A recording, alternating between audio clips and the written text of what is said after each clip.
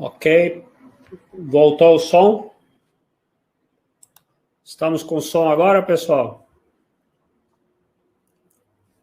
Som.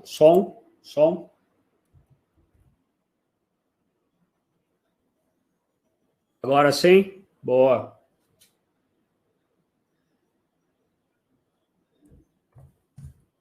Ok, o áudio agora? Legal, pessoal. Obrigado pela paciência aí. Evento ao vivo é assim. Então, vamos embora. Vamos, com o áudio voltou, a imagem já temos. Deixa eu só ver se o arquivo está aqui. Mais um segundinho. Só preciso carregar aqui a apresentação. Muito bom, pessoal. Então, enquanto eu enrolo vocês aqui para começar, estou carregando o arquivo. Quando eu saí, voltei, eu precisei recarregar. Como eu disse, esse aqui é um webinar, né, da Cobrecon. Eu vou estar fazendo a apresentação em nome da Cobrecon, que eu sou consultor dessa empresa já há 6 anos, muito me honra. E a organização é aqui da Potência, Revista Potência Educação, Fórum Potência, enfim. A gente vai tratar aqui, conforme anunciado, né, da parte corrente alternada das instalações fotovoltaicas.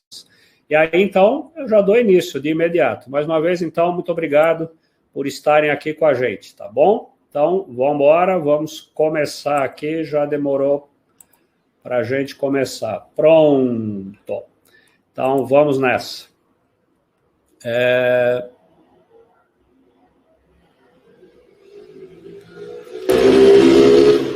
Travando. O vídeo está travando. Eu estou aqui com o Marcos e a Verônica. Como é que está o vídeo aí para vocês? Marcos, Verônica. Hoje está difícil para engrenar aqui. Legal. Parou de travar, Verônica. Beleza. Então, aparentemente, conexão boa, áudio bom, normalizou. Então, vamos embora, pessoal. Então, o assunto aqui é como aplicar a NBR 5410 no lado em corrente alternada das instalações fotovoltaicas. Eu já coloco esse slide aqui, aproveitando essa figurinha que nós temos aqui, para mostrar que numa instalação fotovoltaica, a gente tem 2 lados nessa instalação. Aqui pela esquerda, nós temos os módulos fotovoltaicos, que podem ser ligados em série, formando um string, que o pessoal fala. Eu posso ter mais de uma string em paralelo, né? Então, eu somo módulos, colocando em série, para ir ganhando potência na série, na string. E se eu quero ganhar mais potência, eu vou colocando depois séries em paralelo. Aí eu tenho os módulos, toda a parte de cabeamento desses módulos, tudo isso daqui foi gerado em corrente contínua, né? Então, nós temos aqui a geração em corrente contínua, o cabeamento, aí a gente chega em caixas, que a norma chama genericamente caixas de junção para qualquer caixa, e dessa caixa de junção sai lá no fim da história. Eu posso ter inúmeras séries ligadas em série, em paralelo, arranjo, subarranjo, etc. E aí, lá no fim da história, eu vou sempre acabar com um parzinho positivo e negativo na mão, e eu vou entrar com esse positivo e negativo lá no fim da geração, na chamada unidade de condicionamento de potência.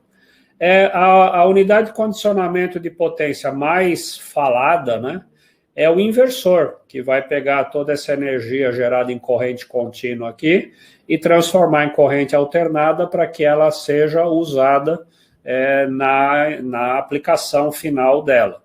Mais outros exemplos de unidade de condicionamento de potência, onde eu espeto o par positivo, negativo da instalação, pode ser um controlador de carga de bateria. Se eu tiver num sistema off-grid, ou se eu tiver num sistema misto, on-grid e off-grid, né, onde tem baterias, para controlar a carga da bateria, tem um controlador de carga. Então, eu espetaria o positivo e negativo aqui gerado, que vieram, esse positivo e negativo vieram dos módulos, eu espeto no controlador de carga da bateria e daí na bateria. Outro exemplo de unidade condicionadora de potência é, por exemplo, um motor em corrente contínua de uma bomba. Então, eu estou lá, quero fazer irrigação, por exemplo, eu compro uma bomba, um motorzinho, onde o motor da bomba já é direto em corrente contínua, e, portanto, eu não preciso transformar para corrente alternada. Eu pego toda a geração em corrente contínua e já aplico no motor, direto.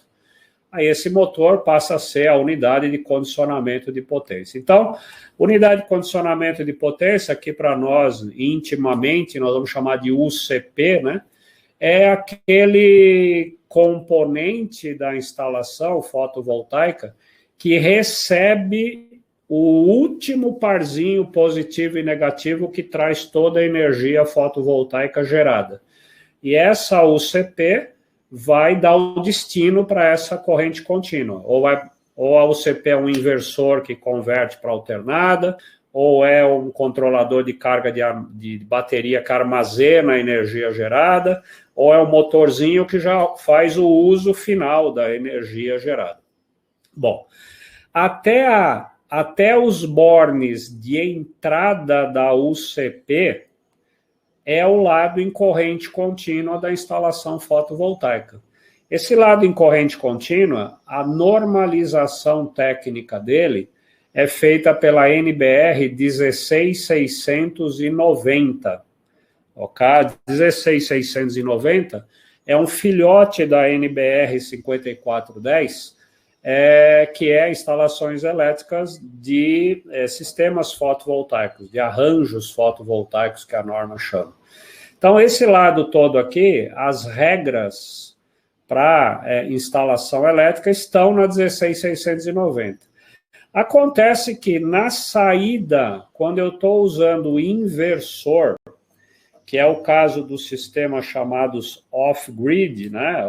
Eu estou on-grid, perdão, eu estou no on-grid também, no off-grid também. Eu vou converter a energia em corrente contínua para alternada. Eu tenho, então, um lado da instalação fotovoltaica que começa na saída da UCP e vai prover toda a distribuição de energia em corrente alternada, né? É desse lado em corrente alternada que nós vamos estar falando aqui hoje, né? Para falar de tudo, a gente precisaria de bastante tempo. Hoje a gente está falando aqui do lado em CA, que muito se fala do lado em CC e pouco ou nada quase se fala do lado em CA. E o lado em corrente alternada de uma instalação fotovoltaica, quem é aplicado é a nossa velha, querida e conhecida NBR 5410. Então, eu vou mostrar na sequência alguns itens mais importantes que eu considero da 5410 na aplicação fotovoltaica no lado em corrente alternada desse sistema como um todo. Então, que eu estou me referindo ao lado em corrente alternada do sistema fotovoltaico? O que é isso, né? Quando a gente sai, aqui tem o inversor, né? Que seria lá a UCP, que eu mostrei agora. Tem o inversor, e aí nós temos, deixa eu assinalar aqui, aí nós temos o inversor aqui, né? E a gente tem desse lado aqui, na saída do inversor, um quadrinho. Aqui o pessoal aí na prática dá um monte de nomes aí para esse quadro, em inglês, sei lá o quê, mas indo lá o que interessa, né? A gente tem aqui um quadro onde a gente vai abrigar dispositivos de proteção do lado em corrente alternada. Então, e saindo desse quadro de proteção, eu tenho aqui uma linha elétrica, né, que é a que a gente vai levar a energia que foi gerada aqui pelo sistema fotovoltaico, a gente vai entregar aqui para o quadro de baixa tensão da instalação. Esse quadro é o nosso quadro usual da NBR 5410, uma instalação. Se você que é transformada pelo inversor, levada para um quadro de proteção imediatamente na saída do inversor e é entregue através de uma linha elétrica, essa energia, ao quadro da elétrica. Então, o que eu estou chamando aqui de trecho em corrente alternada da instalação fotovoltaica é essa linha pontilhada.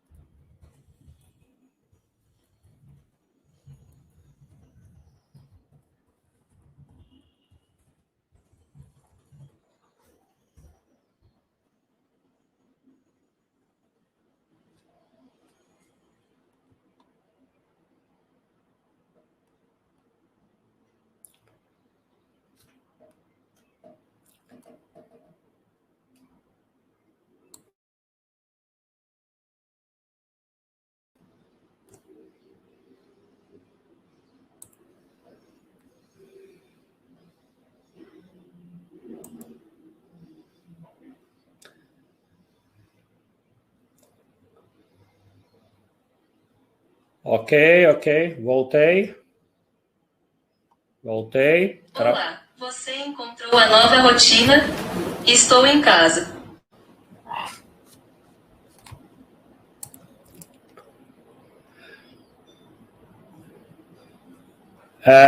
Pessoal, voltou?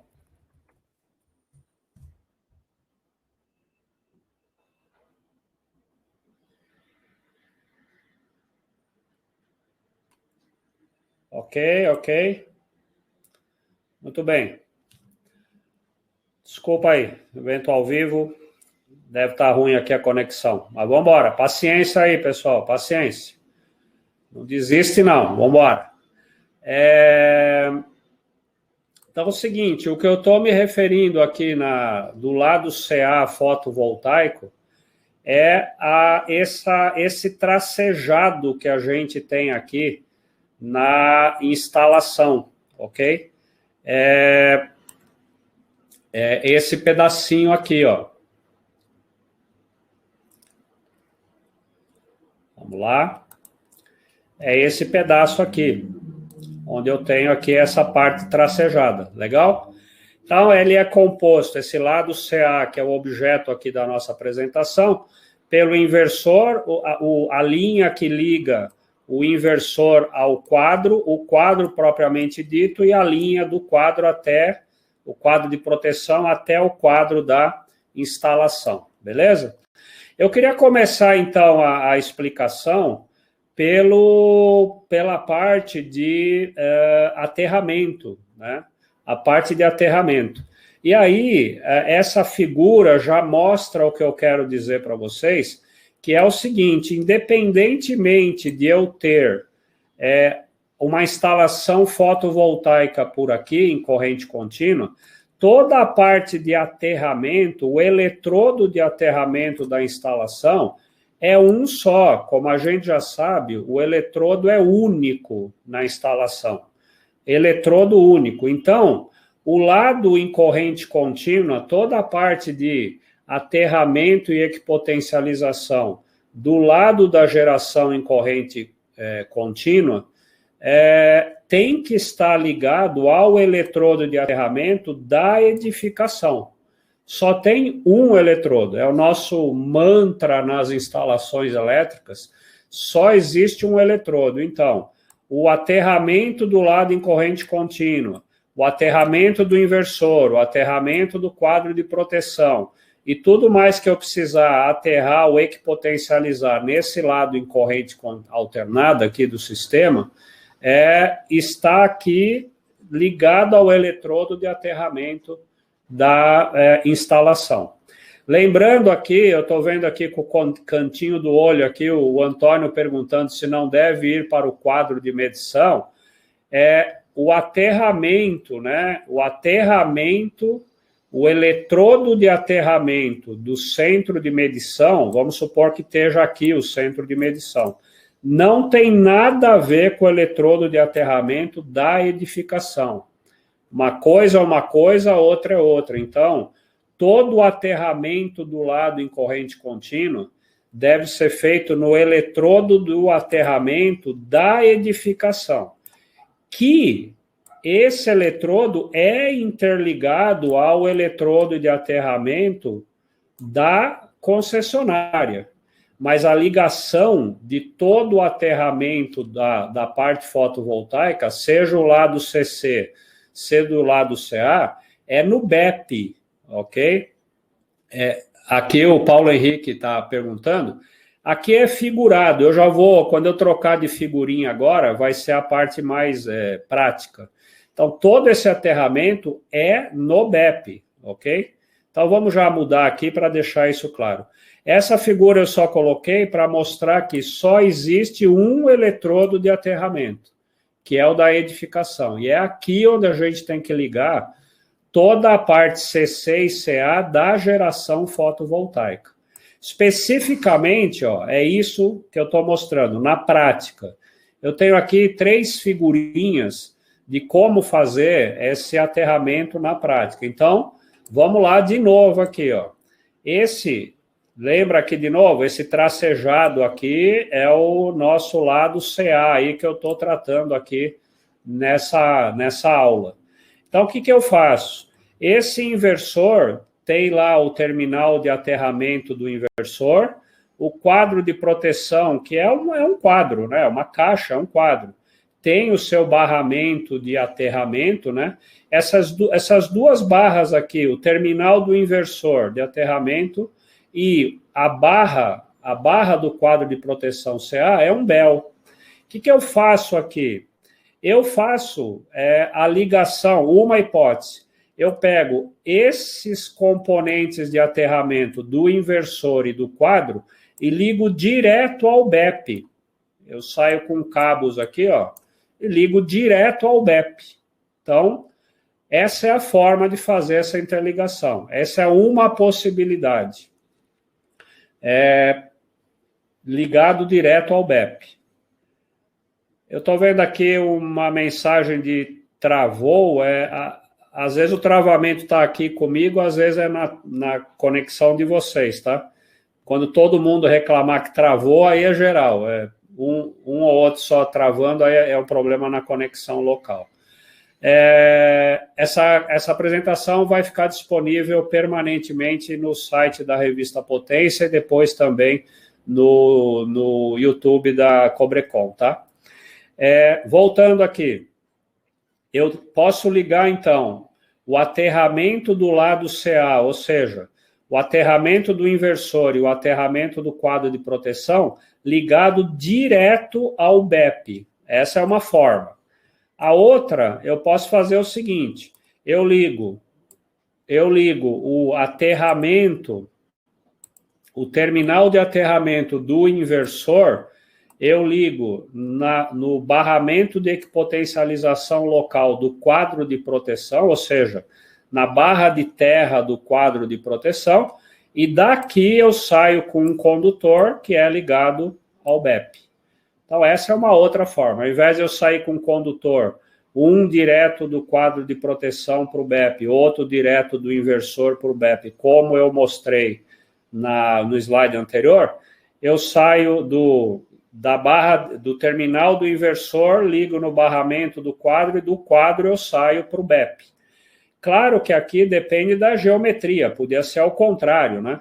Eu ligava o quadro de proteção ao terminal do inversor e do terminal do inversor eu ligava ao BEP, aí tanto faz, é o que for mais prático de ser feito, beleza? E tem também uma outra possibilidade, que é o seguinte. Existem situações onde a gente coloca Imagina uma edificação onde o quadro, onde eu tenho os módulos fotovoltaicos no telhado da edificação, está lá no telhado, e eu coloco também lá no telhado, né, o inversor e o quadro de proteção em corrente alternada.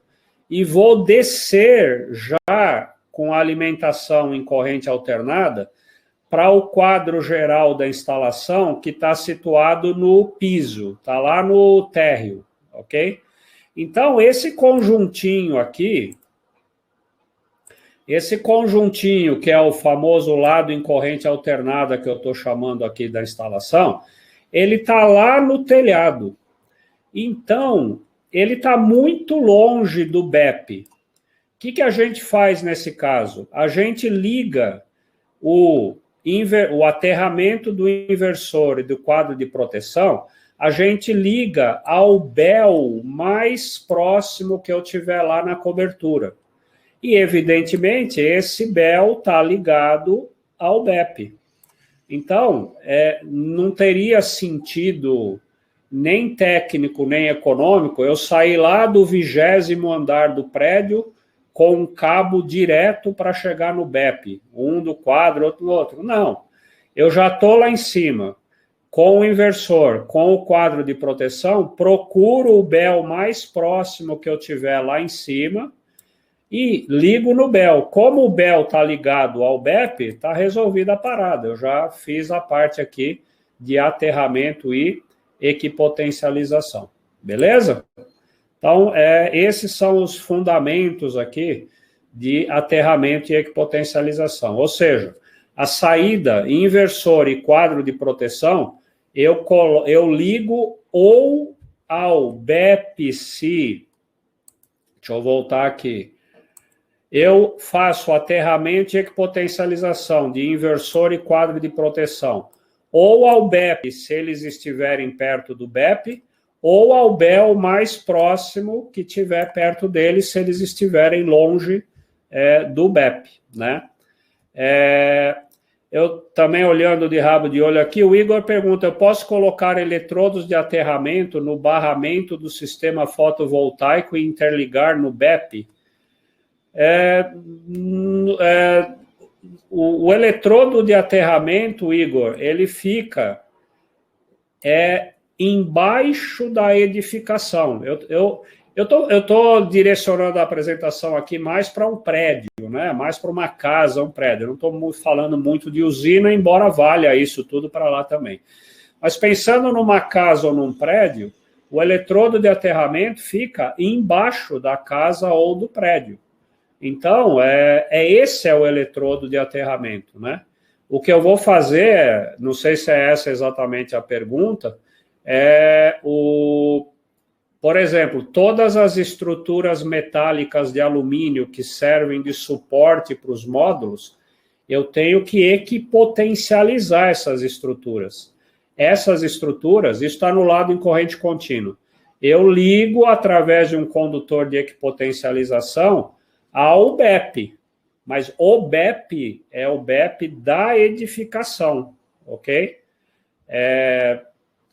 Então, esse é o conceito. Então, resumo.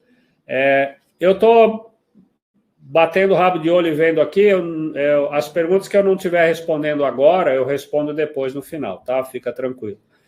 Então, é isso. Então, sobre aterramento e equipotencialização, inversor e quadro aterrados, né? Ou diretamente ao BEP, se eles estiverem perto, ou indiretamente ao BEP via o BEL mais próximo que tiver deles.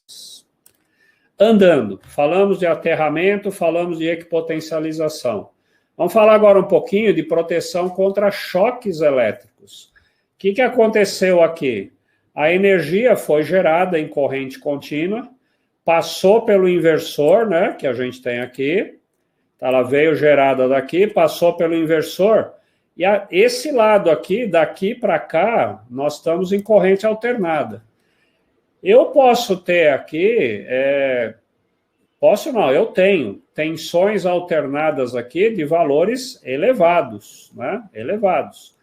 Evidentemente, há o risco de alguém levar um choque nessa parte aqui, seja tocando indiretamente na carcaça do inversor, seja de alguma forma nas linhas elétricas, seja aqui tocando nesse quadro de proteção, seja razoável de choque elétrico nesse trecho em corrente alternada aqui do sistema fotovoltaico. O que eu faço, então, nessa parte? Eu tenho que aplicar aqui a proteção contra choques elétricos da NBR 5410. Eu estou no lado em corrente alternada, vou usar tudo que a gente sabe de proteção contra choque elétrico no lado em corrente alternada. Ok.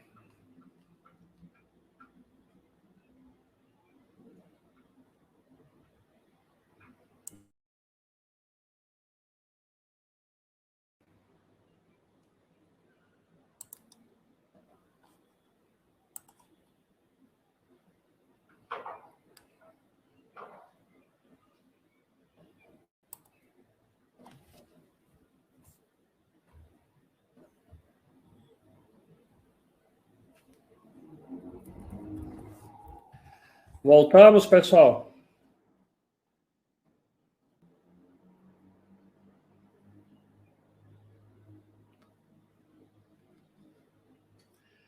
Ok, Verônica me informou aqui que voltamos.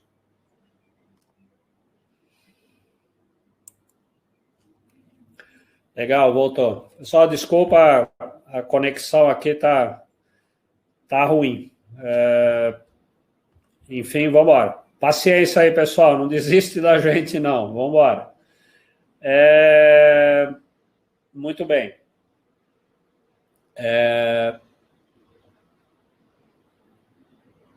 Legal, estou tendo notícias que voltou aqui. Muito bem, então a gente aplica aqui o princípio da proteção contra choques elétricos da NBR 5410. E o que diz esse princípio da proteção contra choque na NBR 5410, né? Ela é baseada em duas medidas de proteção. A primeira é a chamada medida de proteção básica. A medida de proteção básica trata de não permitir que haja o contato direto de uma pessoa com parte viva. Contato direto quer dizer o seguinte: eu meter a mão ali num condutor de fase, ou meter a mão no condutor neutro. O neutro é considerado um condutor vivo. Então, o que acontece? Eu devo impedir, de alguma forma, esse contato da pessoa com partes vivas. Quais são as formas que a 5410 indica para isso? A primeira é isolação básica. Então, imagina eu tenho um cabo nu, aplico uma isolação nele, ou passo uma fita isolante nele. Apliquei uma isolação básica. O outro é colocar uma barreira. Barreira é alguma coisa, uma que garante um acesso em uma direção. Eu coloco uma tela, por exemplo, entre a pessoa e a parte viva. Invólucro já é um componente, um dispositivo que envolve a parte viva em todas as direções. É uma caixa isolada, isolante, por exemplo, uma caixa em material isolante. É um exemplo de invólucro. Então, eu pego a parte viva, ou eu isolo a parte viva, ou eu ponho uma barreira entre a pessoa e a parte viva, ou eu ponho a parte viva dentro de uma caixa toda isolada, né? Aí eu impedi que haja o contato direto. Essa é uma maneira. A outra maneira de eu, complementando essa maneira anterior, complementando a isolação básica, então, é preciso que tenha isolação básica. Além disso, o que precisa ter? Precisa ter a chamada proteção supletiva, que é aquela que protege contra contato indireto. Agora é assim, eu tenho a geladeira e vou abrir a porta da geladeira. Aí, a geladeira é a carcaça metálica.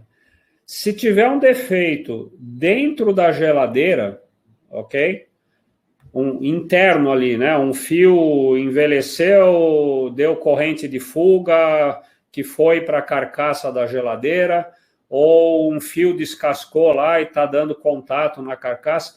Ao tocar na geladeira, indiretamente eu sou eletrocutado, né? E aí o que acontece? Ao ser indiretamente eletrocutado, esse é o chamado contato indireto. Eu não consigo, né? Às vezes, né? Eu posso tentar resolver isso com essa proteção básica, mas a norma não confia só nisso, ela manda eu fazer a supletiva. E as duas principais maneiras de prover a proteção contra contato indireto tem duas formas. Uma é por equipotencialização e seccionamento automático. Então, eu equipotencializo tudo e ainda faço seccionamento automático.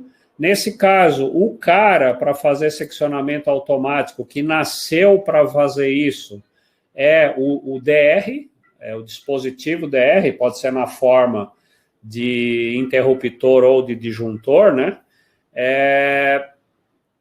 Essa seria a parte de seccionamento automático. A realização é prover condutor de proteção em toda a instalação, prover condutor de equipotencialização para os elementos condutores estranhos à instalação e assim por diante. Essa é uma forma de eu prover a proteção.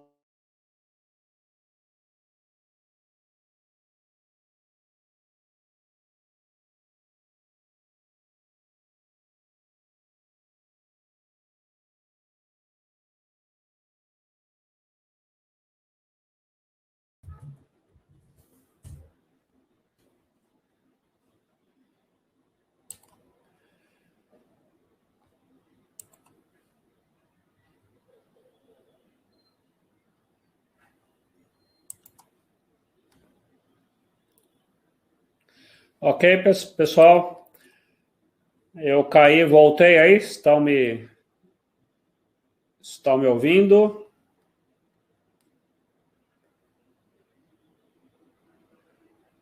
Ok, pessoal? Voltei? Ok. Pessoal, mil perdões aqui. A minha internet está muito instável, muito instável. Desculpa aí. Vamos lá, não vai embora. Nós vamos terminar aqui, não vai embora. Desculpa tanto, está gravada e disponível no site da Potência, revistapotência.com.br, como vai ficar disponível também na Cobrecon. Eu vi alguém perguntando aqui sobre o PDF. Como é um evento da Cobrecon, quem quiser o PDF pode levar. Manda um e-mail aqui, a Verônica já digitou no chat, manda um e-mail para marketing@cobrecon.com.br, beleza? Então, vamos seguir aqui até a próxima caída, vamos embora.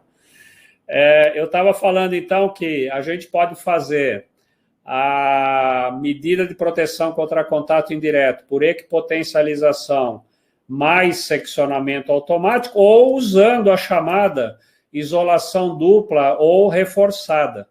Se eu tiver todos os componentes da instalação elétrica com isolação classe 2, né, que é uma isolação dupla, ou torná-la uma isolação reforçada em obra, eu não preciso ter equipotencialização e nem seccionamento automático. É uma outra forma de fazer.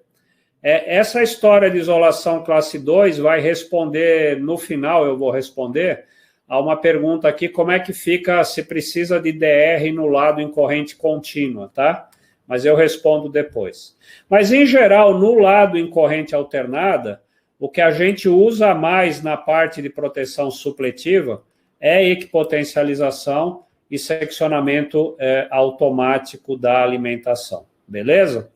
Então, Passando agora para sobretensões transitórias. Bom, eu queria só voltar aqui, evidentemente, né? Se eu for usar o dispositivo DR, ele tem que ser colocado aqui, dentro desse quadro de proteção em corrente alternada. Daí o nome quadro de proteção. Então, eu tenho o inversor, a alimentação. Nesse quadro aqui, eu instalo o DR, que vai fazer a proteção contra choque nesse trecho aqui para frente, ó. Esse trecho do quadro de proteção até chegar lá no quadro da instalação, a proteção contra choque, seja aqui no próprio quadro, por contato indireto, seja na linha elétrica até o quadro da instalação, né, é feito pelo DR instalado nesse quadro. O inversor, a maioria dos inversores do mercado, os de boa qualidade pelo menos, né, a maioria dos inversores tem uma proteção diferencial dentro dele, ok? A maioria tem a proteção diferencial dentro dele, beleza? Bom. Passando agora para a proteção contra a sobretensão transitória, né? Como é que funciona essa parte? Então, primeiro, vamos ver se é necessário eu ter proteção contra a sobretensão transitória nesse trecho aqui da CA que a gente tem na instalação, beleza? Então, estamos mais uma vez falando aqui. No lado em corrente contínua, a 16690 prevê que seja feita a proteção contra sobretensão. Então, eu vou instalar DPS, etc. e tal, aqui no lado em corrente contínua. Agora, essa sobretensão, evidentemente, ela pode acontecer a partir do inversor e na saída do inversor, atingindo esse quadro e atingindo essa linha elétrica até chegar no QGBT aqui. Então, se a instalação atender os requisitos da 5410 em relação a precisar de proteção contra a sobretensão nesse trecho, então eu tenho que instalar DPS dentro desse quadro de proteção também.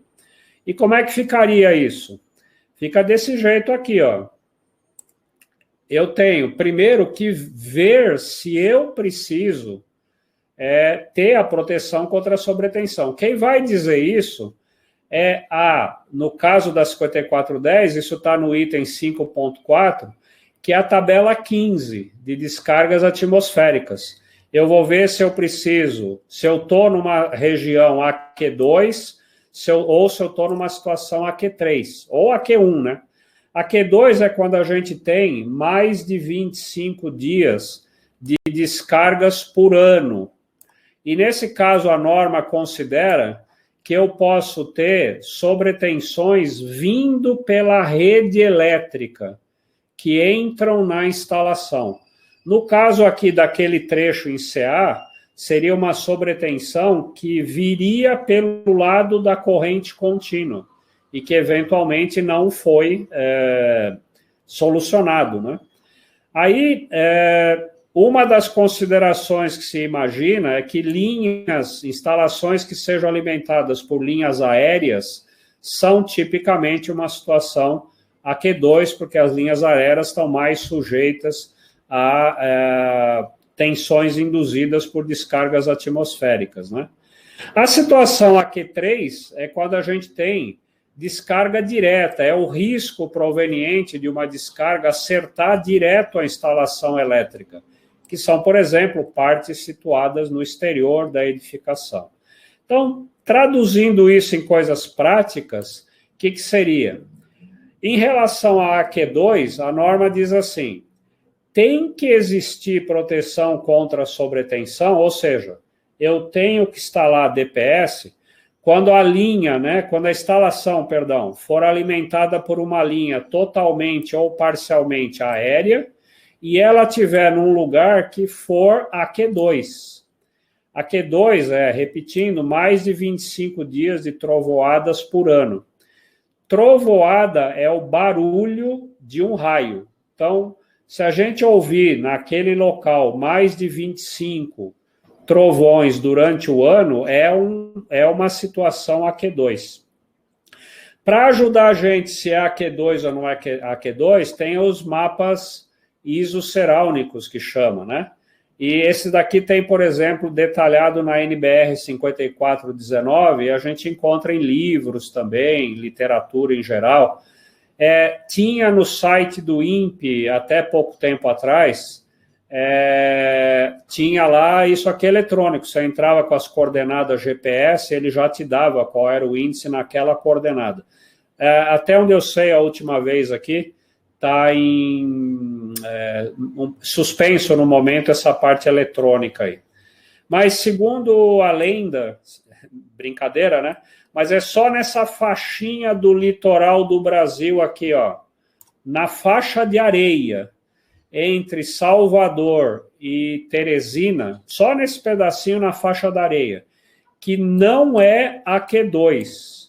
O resto inteirinho do Brasil é AQ2. Portanto, e como quase tudo no Brasil é alimentado por rede aérea, o Brasil inteiro precisa de proteção, exceto essa faixinha de areia aqui.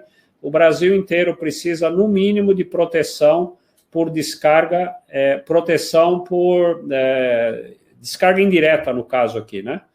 Uma proteção por causa da situação AQ2.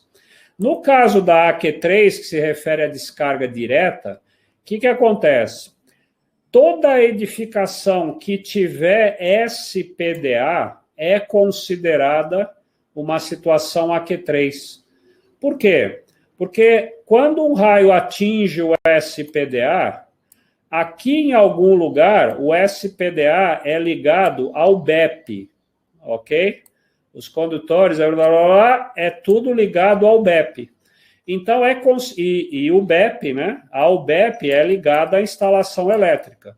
Então, é considerado que essa descarga que atingiu o SPDA, por ela estar os condutores de descida, captação e descida, estarem ligados ao BEP, é considerado, e toda a parte elétrica é conectada ao BEP, direta ou indiretamente via BEL, é considerado, então, que edificação que tem SPDA é situação AQ3, porque indiretamente, de forma direta, eu coloco as instalações em contato com essa descarga. Então, você está numa edificação, tem para-raio, tem SPDA, é AQ3, precisa de DPS, ok?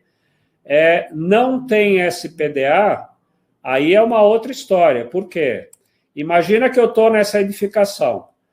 Esquece o que está marcado aqui, não tem SPDA, mas aqui em cima tem módulos fotovoltaicos, ok? Mas não tem SPDA.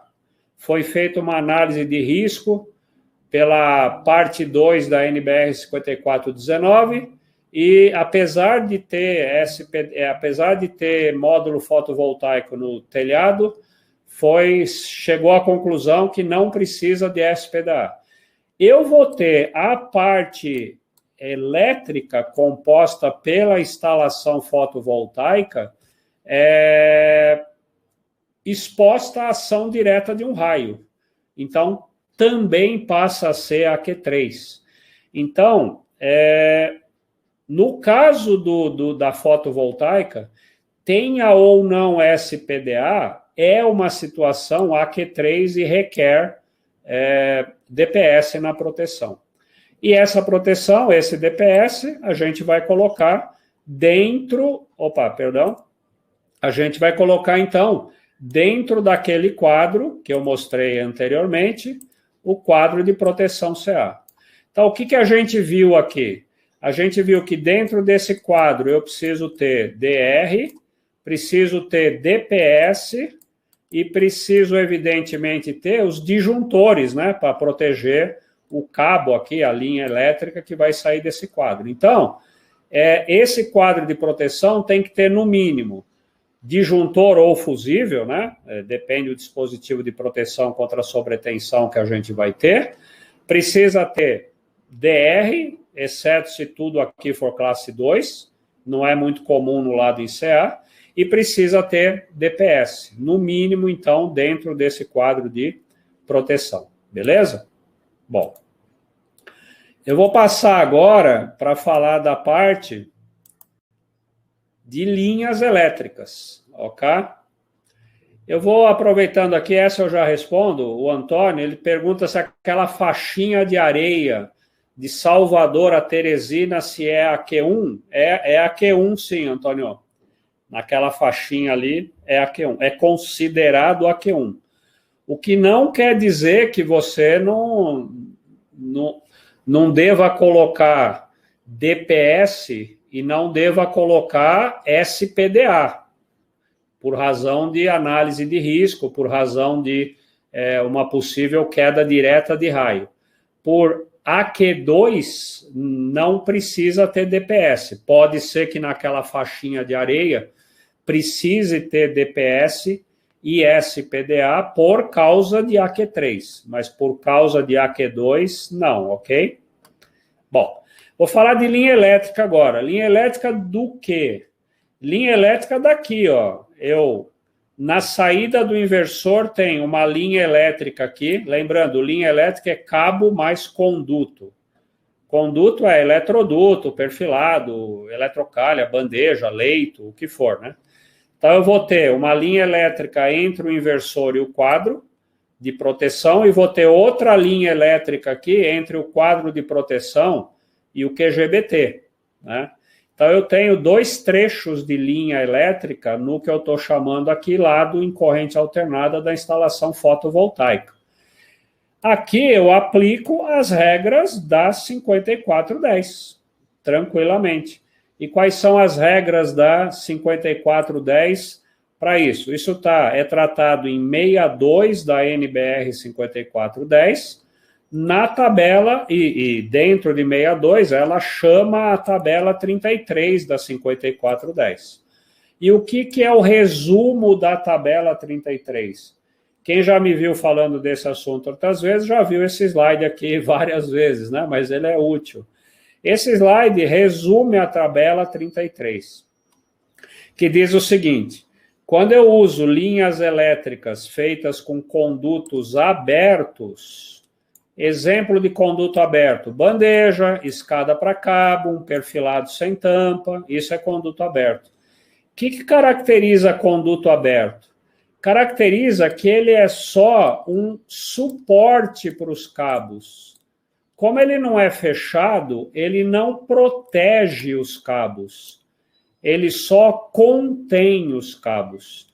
Então, como ele não protege os cabos contra dano mecânico, ultravioleta, chuva, produtos químicos, nada disso, o cabo fica ao Deus dará aqui, ele só fica apoiado, mas não protegido. Eu preciso que o cabo venha protegido de fábrica, a isolação dele. E isso é feita com cabos uni ou multipolares 1kV. Cabo 1kV é o que tem condutor, isolação e cobertura. Essa cobertura é que faz o cabo ser protegido contra as influências externas, permitindo assim que eu possa usar cabo uni ou multipolar, que é o 1kV, em conduto aberto. Eu não posso usar em conduto aberto o cabinho 750 volts, que é só condutor isolação, porque a isolação vai ficar o Deus dará, exposta ali às influências externas. Condutor isolado 750 e, evidentemente, cabo 1kV, que tem condutor, isolação e cobertura, podem ser usados em condutos fechados, que são os que eu boto o cabo ali dentro e depois o conduto protege o cabo, né? É o caso de uma canaleta que tem a tampa bem fixada em parede, é o caso evidente de eletroduto, é o caso de eletrocalha. Eletrocalha é um perfil em U com tampa, ok? Um perfil em U sem tampa chama bandeja. Perfil em U com tampa chama eletrocalha na norma. Então, em eletrocalha, em condutos fechados, eu posso colocar tanto condutor isolado quanto cabo uni ou multipolar, beleza? Dito isso, Que cabos são esses? Aqui a gente tem, se a gente for usar cabo isolado em EPR ou HEPR, esses cabos têm que ser fabricados de acordo com a NBR 7286, e na linha da Cobrecon, que é o nosso patrocinador, apoiador desse evento aqui, esse cabo, na versão unipolar, é o GT-Prom Flex, HEPR 90 graus, 1kV, e na versão multipolar é o Multinax Flex, HEPR 1kV, beleza? Então, esse seria no caso de eu usar cabos em HEPR 1kV, que pode ser usado em conduto aberto ou conduto fechado. Se a gente quiser usar agora condutor isolado, que eu só posso usar dentro de conduto fechado, a norma é outra, são cabos isolados em PVC, que é a NBR NM 2473. Na linha da Cobrecon, o fio sólido é o fio Plasticon 750 volts, o cabo é o cabo Plasticon 750 volts, e o cabo flexível é o cabo Flexicon 750 volts, beleza? Eu posso, dependendo se eu for fazer esse trecho da instalação fotovoltaica, o trecho em corrente alternada, se eu for fazer em locais onde é obrigatório o uso de cabos não halogenados com baixa emissão de fumaça, é a situação de locais de afluência de público, por exemplo, ou edifícios residenciais acima de 50 metros de altura, também caracteriza um local BD4, onde eu tenho que usar cabos com baixa emissão de fumaça, né? Nesse caso, quando eu tenho que usar, os cabos têm que atender a NBR 13248, na versão, essa norma vale tanto para o cabo 750 volts quanto o cabo 1kV. Aí, na versão da Cobrecon, os cabos não halogenados são o Super Atox Flex, na versão 750 volts, ou na versão 1kV, o cabo unipolar é o Super Atox Flex, e na versão multipolar é o cabo Super Atox Flex, também na versão multipolar. Aproveito aqui para responder a questão do Jefferson, que eu acabei espiando aqui bem na hora, se o cabo HEPR é livre de halogênio. Jefferson, não, o HEPR, o anterior que eu mostrei aqui, né? Este cabo HEPR aqui, ó, não. Esses cabos feitos conforme apenas a NBR 7286 não são não halogenados, eles emitem fumaça, ok? Os cabos que não emitem fumaça são esses que atendem a 13248. E aí, como é que funciona a construção? É o seguinte, quando o cabo é condutor isolado, no condutor isolado só tem o cobre com a isolação. Então, essa isolação aqui é feita 100% em material não halogenado, ok? Espera aí que deu aqui uns travou e já deu ok, beleza. Então, no caso aqui do condutor isolado, 100% do material da isolação é não halogenado.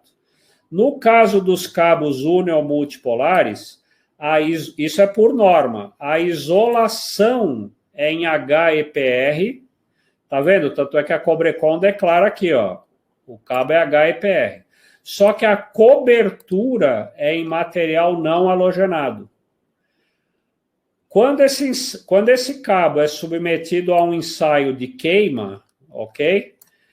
O resultado do HEPR que é halogenado com o material da cobertura não halogenado passa nos ensaios de baixa emissão de fumaça e gases tóxicos e corrosivos da norma, ok? Já quando o cabo é só isolação, aqui não tem como ter mistura, né? Então, 100% do material é não halogenado, beleza? E eu queria falar agora um pouquinho, para encerrar, a parte aqui de uso de condutor de alumínio na instalação fotovoltaica.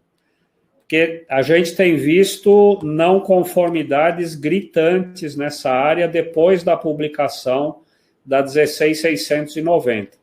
Então, o que acontece? Ó, o nosso evento aqui, eu estou falando do lado em corrente alternada. Então, falando do lado em corrente alternada, a 5410 tem restrições pesadas ao uso de condutores de alumínio.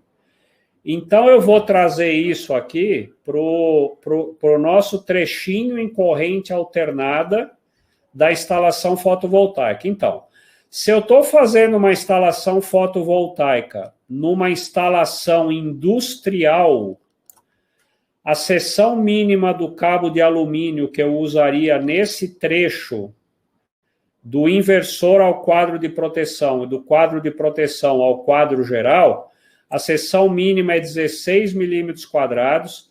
Essa instalação tem que ter subestação e tem que ser operada e mantida por pessoal BA5.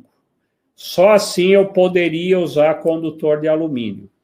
Se essa instalação for um estabelecimento comercial, ok?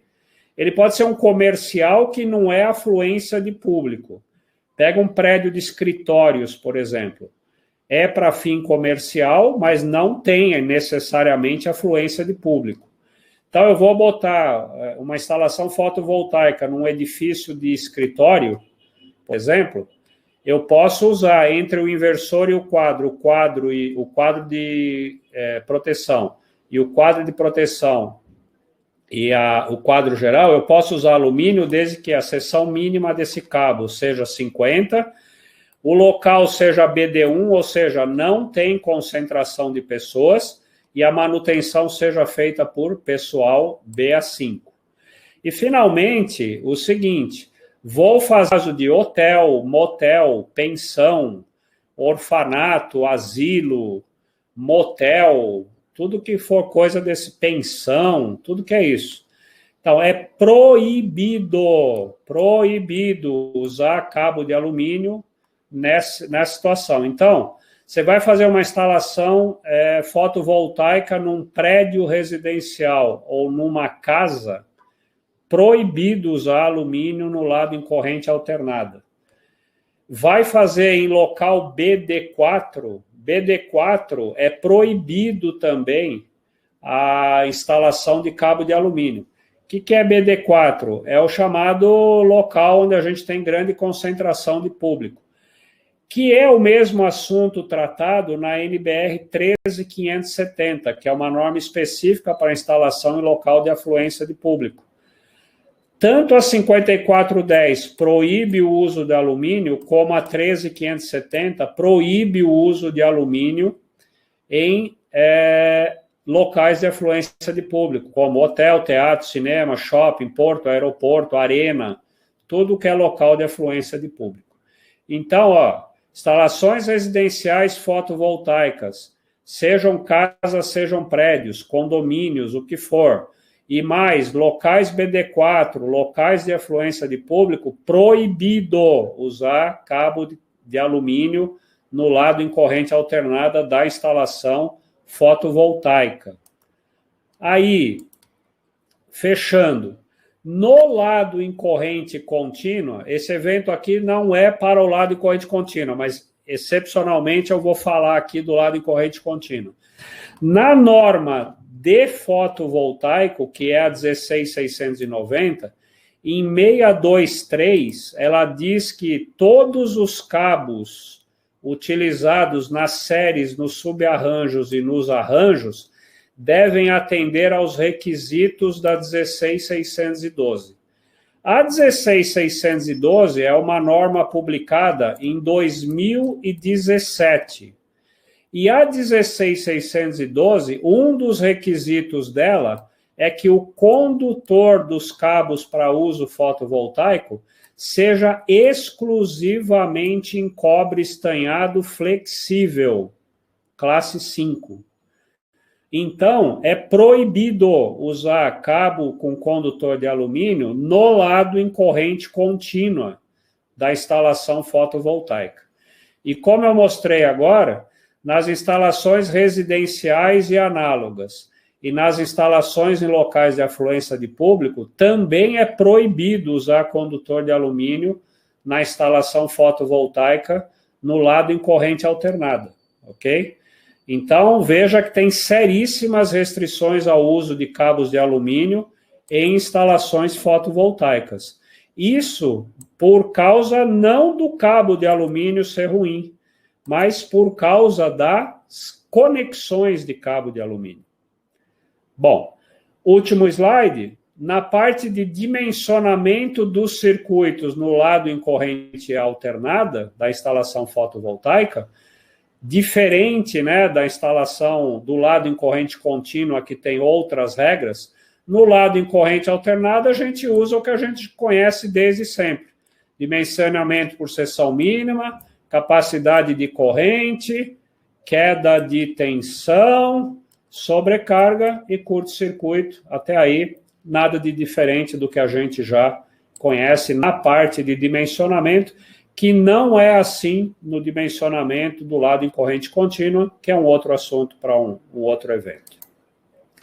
Eu queria informar o seguinte, eu tive a honra de escrever para a Cobrecon, tempos atrás, 2 livros, um sobre cabos elétricos de baixa tensão, conforme a 5410, e outro de cabos elétricos para instalações fotovoltaicas, conforme a 16690 e a 16612. Esses 2 livros estão disponíveis na versão impressa, gratuitamente, e também em PDF. O PDF você pode baixar pelo site da Cobrecon, ok? No site da Potência também você baixa, mas pode baixar direto no site da Cobrecon. E no caso, se você quiser a versão impressa, a Cobrecon te manda gratuitamente, a Verônica acabou de colocar aqui no chat, a Cobrecon te manda gratuitamente o exemplar dos 2 livros impressos, é só você mandar um e-mail aí para o marketing@cobrecon.com.br. Outra coisa também, a Cobrecon tem um canal de áudio, né, podcasts, disponíveis, seja no Deezer, ou no Apple Podcast, ou no Spotify, ou no Google Podcast, onde ali tem podcasts, ali tem áudios, né?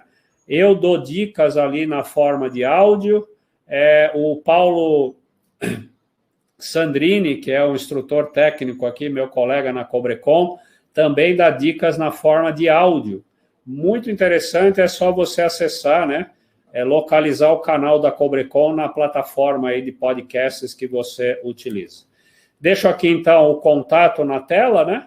marketing@cobrecon.com.br e o site da Cobrecon, cobrecon.com.br. Como é um evento conjunto aqui, Cobrecon e Potência, se vocês quiserem também acessar o Revista Potência, ou portal Potência, tanto faz.com.br, o potenciaeducação.com.br, que é a nossa área de cursos, né? Então, tem aí vários lugares para você. Já respondendo perguntas que eu vi aqui durante a apresentação, esse webinar aqui, ele está disponível, assim que terminar a gravação, ele já a nossa evento ao vivo, ele já está disponível para assistir quantas vezes quiser, sem prazo de validade ali, no revistapotencia.com.br ou portalpotencia.com.br, e também vai estar disponível no canal do YouTube daqui a alguns dias da Cobrecon, beleza? A apresentação em PDF, para terminar, fica para, se você quiser, manda um e-mail para marketing@cobrecon.com.br para solicitar o PDF dessa apresentação. Obrigado, Verônica, por colocar aqui o site aqui da Potência. Bom, estou voltando aqui, minha imagem está congelada, deixa eu ver se ela volta, está congelada ainda, deve ter algum problema na câmera aqui, então, deixa eu voltar aqui para a apresentação, é mais fácil. Muito bem. Então, eu vou responder as perguntas que ficaram aqui para trás no chat, tá bom? Então, vamos embora aqui.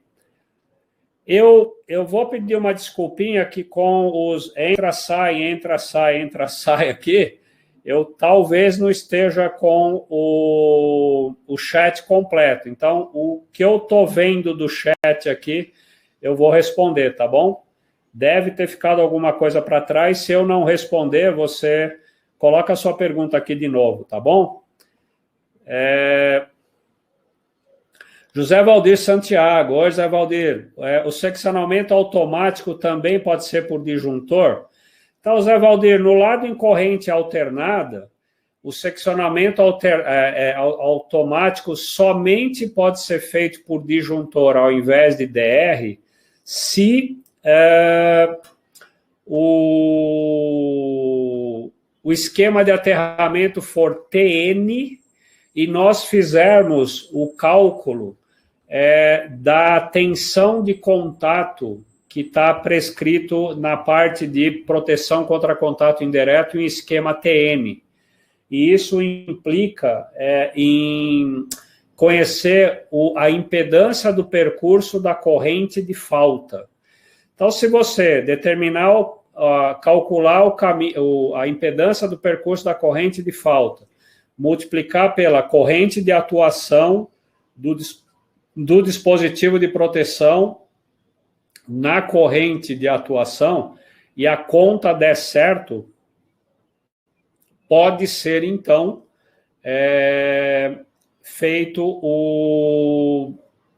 pode, então, ser feito o dispositivo, o seccionamento utilizando o disjuntor. Como isso é muito complexo, é só para o TN, eu sempre uso o meu mantra, na brincadeira falando sério, larga a mão de ser miserável e usa DR na proteção, né? Não tem muito sentido. Quer dizer, pode ser usado no TN, mas não é legal fazer isso. Eu não gosto, eu sou um crítico feroz de proteção contra contato indireto usando disjuntor ou fusível. Manuel Moura, nos Estados Unidos não usa a proteção supletiva para geladeira. Que tipo de proteção eles consideram? Manuel, eu vou ficar te devendo essa resposta. Eu não sabia que nos Estados Unidos eles não usam proteção supletiva. Ah, não, peraí. O que eles não usam lá, eu acho que é o que você está se referindo, eles não usam a proteção por DR, né? Eles não colocam DR em circuito de geladeira. Eles não colocam proteção em circuito de geladeira ou eles indicam a proteção por dispositivo DR, né, tipo S, que é um dispositivo seletivo. Ele tem um retardo na atuação dele. A geladeira é considerada, geladeira e qualquer equipamento de refrigeração, se você tiver uma corrente de fuga e desliga o DR, tudo que você tem dentro da geladeira ou do refrigerador, seja lá o que for, você perde, né? Porque o DR, embora existam DRs com rearme automático, eles são muito caros e pouco usados. Então, você perderia todo o conteúdo que está na geladeira. Esse conteúdo pode ser desde um iogurte que vai estragar, mas se a gente estiver falando de uma geladeira que preserva vacinas, eu perdi as vacinas. Então lá o que eles falam, ou você, entre aspas, arrisca e não põe proteção, você vai confiar apenas na equipotencialização, ou seja, no condutor de proteção, sem o seccionamento automático no caso, ou então você usa um dispositivo de proteção tipo S, em que ele tem um retardo de atuação. Então, a corrente, só se a corrente de fuga, né, ficar muito tempo ali, não é qualquer correntezinha de fuga que vai desligar. Isso é feito no Brasil também. Então, no Brasil também a 5410 dá essa mesma medida de proteção. Agradecendo aqui a paciência de todo mundo aqui. O Henrique, em algum momento que eu falei aqui, obrigado, Henrique, disse que vale ressalvar que nunca deve se misturar proteção CA e CC no mesmo quadro. Obrigado, Henrique, eu não tratei detalhes aqui disso, mas é corretíssimo, né? Eu estava hoje aqui tratando só a parte do lado CA, mas quando você tem situações que linhas CA e CC estão próximas, não podem estar, elas têm que estar completamente separadas, as linhas. Isso está escrito na 5410 e na norma de fotovoltaico. Linha, é importante a gente lembrar que linha elétrica é o cabo, o conduto e caixas que eu tiver nessa história. E quadro é uma caixa. Então, eu não posso misturar corrente alternada e contínua em lugar nenhum da instalação fotovoltaica. Henrique Neves, como em alguns inversores existem proteção diferencial, pode ser eliminado o DR? Então, Henrique, boa, eu até citei quando eu falava ali, realmente muitos inversores já vêm com proteção diferencial incluída nele, né? O detalhe é que, assim, se você tiver a alternada, então, assim, é caso a caso, inversor por inversor, consultando o fabricante.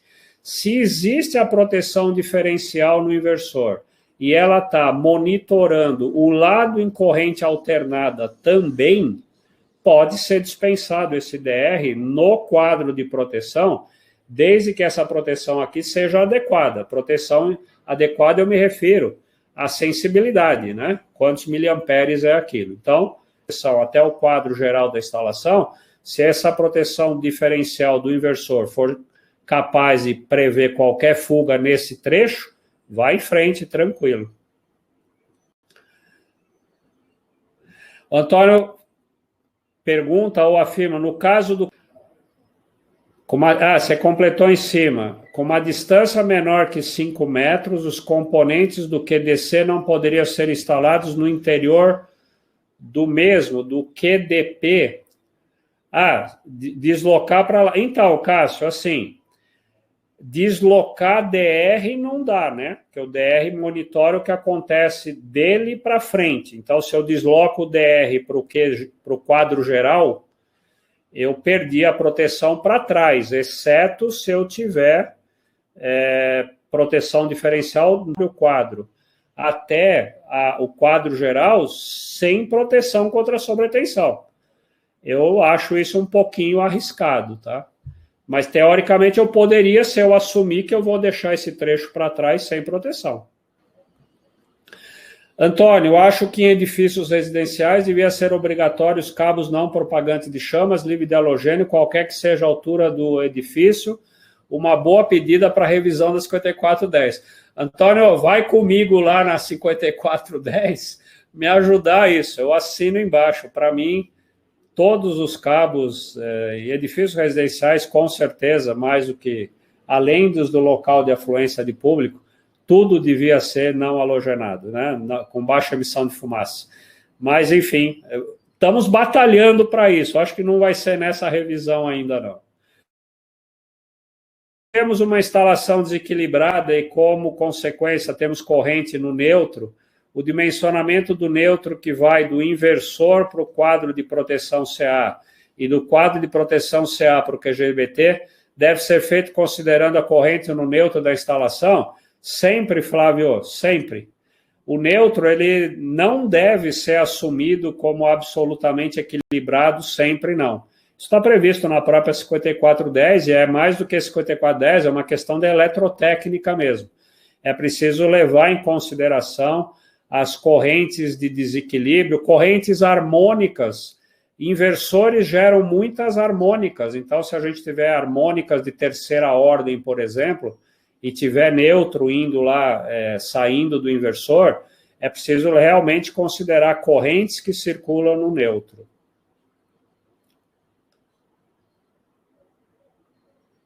Antônio, eu já vi que você é dos meus, viu? Na verdade, condutores de alumínio não deveriam ser utilizados.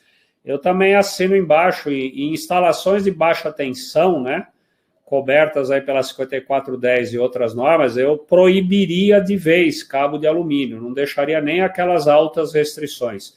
Mas é um jeito de a gente, pelo menos, restringir alguma coisa, foi deixando aquelas restrições ali.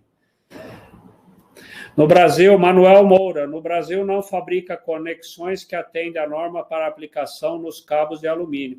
Manuel, eu discordo um pouquinho, tem conexões sim para cabo de alumínio, o difícil é aplicar essas conexões. Precisam de mão de obra e ferramentas muito específicas para isso, que não estão disponíveis aí para qualquer um ter acesso, não. Saulo, tem bastante pergunta, pessoal, só para nós nos acertarmos aqui nos tempos, eu vou ficar mais 7 minutinhos, tá bom?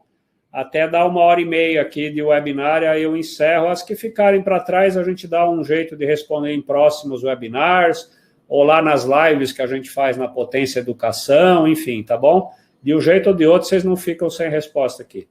Saulo Rica, B1, número 7, cabos unipolares em eletroduto de seção circular embutido em alvenaria.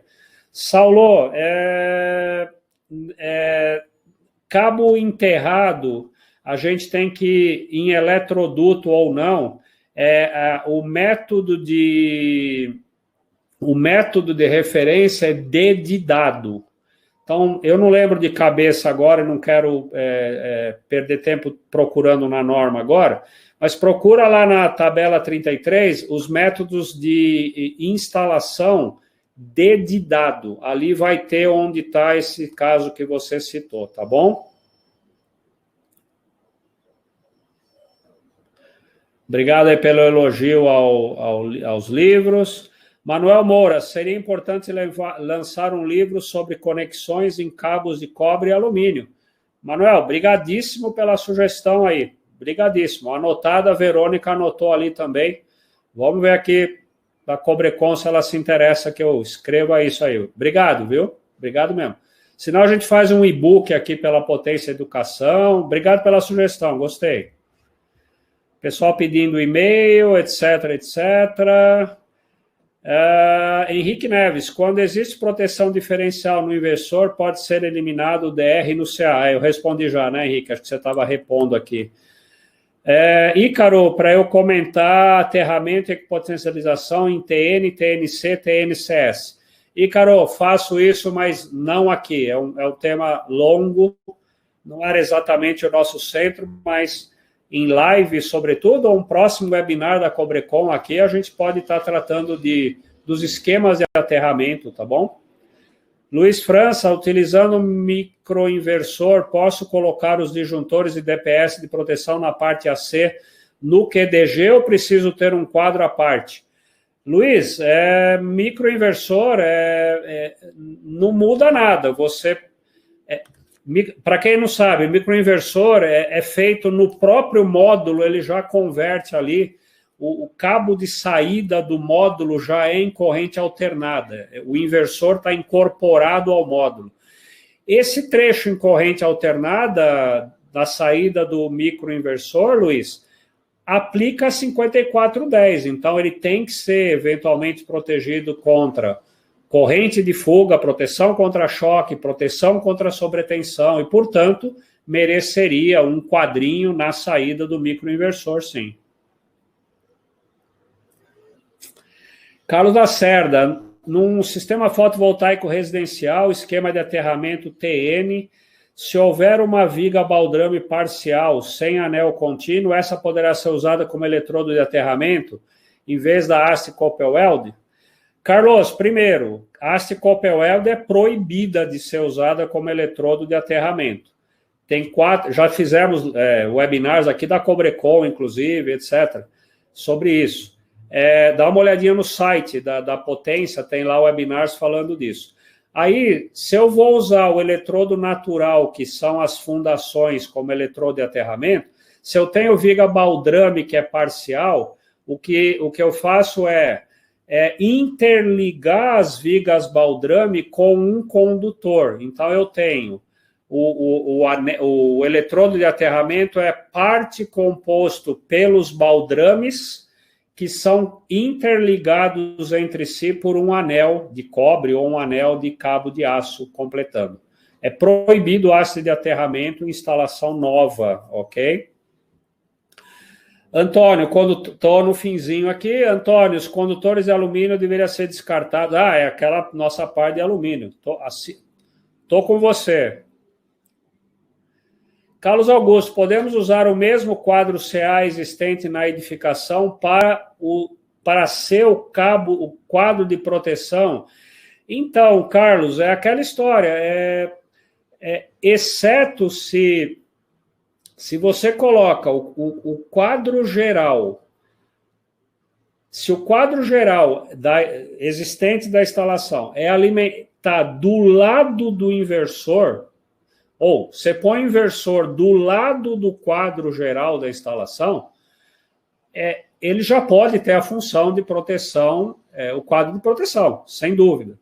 Agora, se você tem um longo trecho do inversor, se você tem lá o inversor e dele um trecho longo até chegar no quadro, eu tenho que proteger essa parte toda da instalação. Aí eu preciso de um quadro de proteção junto ao inversor. É isso.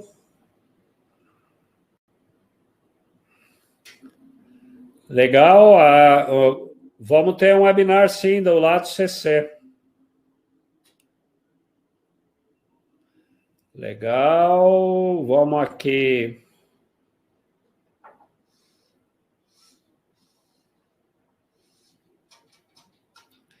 Responder mais uma e encerro.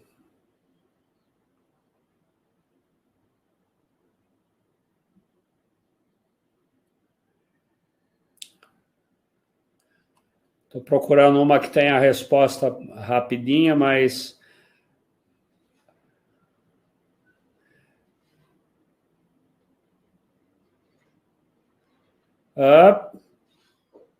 bom, aqui tem algumas sugestões, enfim. Pessoal, chegamos no nosso horário aqui. Agradeço demais a participação de vocês, a presença, os que ficaram até o final. Milhares de desculpas aqui pelos travamentos que teve aqui na minha conexão, mas espero que tenha sido útil, pessoal. Se vocês puderem, como eu sempre peço, terminar apontando se foi útil ou não. No caso de não ter sido útil, por gentileza, explica por quê para a gente dar uma melhorada aqui, tá bom? Muito obrigado, então. E até o nosso próximo webinar aqui da Cobrecon, as nossas lives de terça-feira. Um grande abraço.